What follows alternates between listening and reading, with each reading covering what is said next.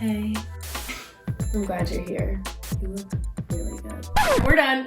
So people tell me all the time, I don't know how to flirt, help me. And my answer to them is always this: yes, you do. Because I believe everyone knows how to flirt in their own unique way. And even if you did click on this hoping for an instructional video, watch that on eye contact, 45 seconds. I'm not gonna give you that because that's gonna come off first awkward and most importantly, instead, we're gonna talk about what's blocking your natural flirting powers, what your unique flirting style really is, and we're gonna give you the confidence boost you need to get out there and make shit happen. All right, so what is blocking your flirting powers? We're gonna answer this question with a story time. It was a fine day in high school and I was 18 and never been kissed. Everybody starts somewhere, guys. And I had a crush on this boy. And that day, at the lockers, we were finally exchanging numbers. And as the exchange is happening, a mutual friend of ours walks by and says, "Ooh, Hannah and this is cute." And I turned bright red and I look up to our mutual friend and I say, "Stop! We're just friends, okay?" And in that moment, I remember thinking, bitch, why are you lying? You love this man.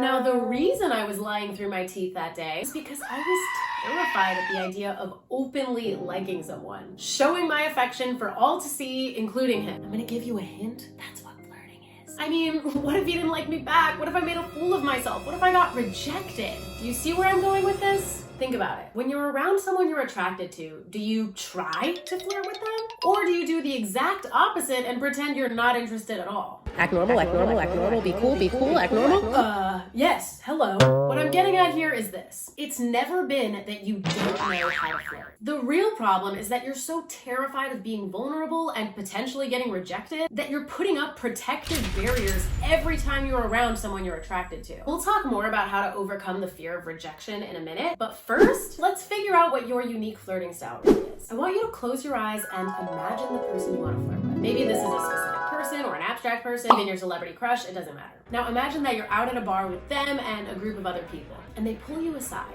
and they confess their feelings. They're into you, like super into you, and they have been for a while, and they hope you don't think it's weird, but they just had to get it off their chest. Truly imagine what it would feel like to have your crush say these words to you. So you guys wrap up the conversation, you go back to the group, and you carry on with your night. I want you, in the fantasy, to notice how you're acting toward this person.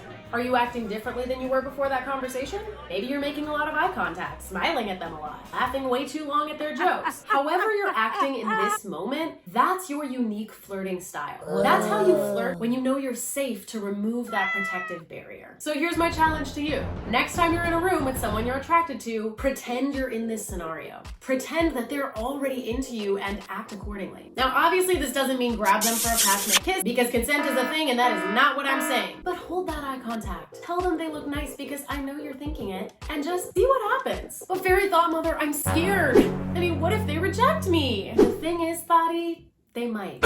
And in order to live your best flirty life, you have to be okay with that. What? Because I'm gonna let you in on one of the biggest secrets of confident people. We get rejected. And we're okay with that. And that's literally what confidence is. It's having such a strong sense of self-worth that when someone's not interested in you, you're like, well, that's unfortunate, but I'm also that bitch. And if they can't see that, it's a them problem, not a me problem. And when you have that mindset, rejection just isn't that big of a deal anymore. And when rejection isn't a big deal anymore, putting yourself out there suddenly isn't that scary. Now, obviously, self-confidence is a lifelong journey and a big topic, so I'll definitely do a full-length video about that. Subscribe so you don't miss it. In the meantime, you can start by just pretending. In other words, start acting like a confident bad bitch, and eventually you'll become one. Okay, but what if I come off creepy? This is a very valid question, and I think it's especially a concern for my male thotties. In my opinion, the key to not being creepy is not to never ever flirt with anyone under any circumstances. Rather, it's to read the room and gently back off if they're not returning the energy. And also, don't do it at your workplace, obviously.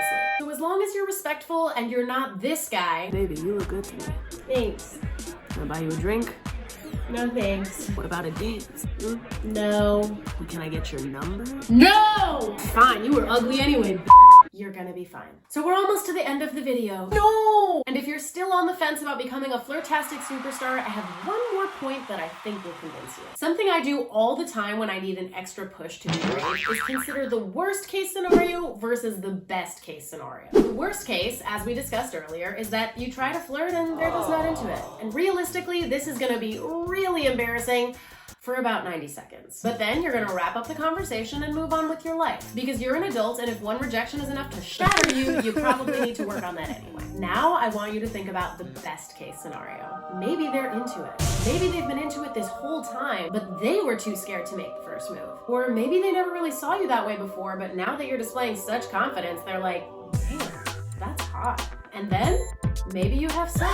This is sex? Oh my god. Or you start dating. Or they're your soulmate and you live happily ever after. No matter which it is, the best case scenario always outweighs that potential 90 seconds of embarrassment. So you need to get over that fear, because look at all of the joy and opportunity that it's holding you back from. If you enjoyed this video, go ahead and hit subscribe for more non-problematic and non-toxic dating advice. Bye, buddies!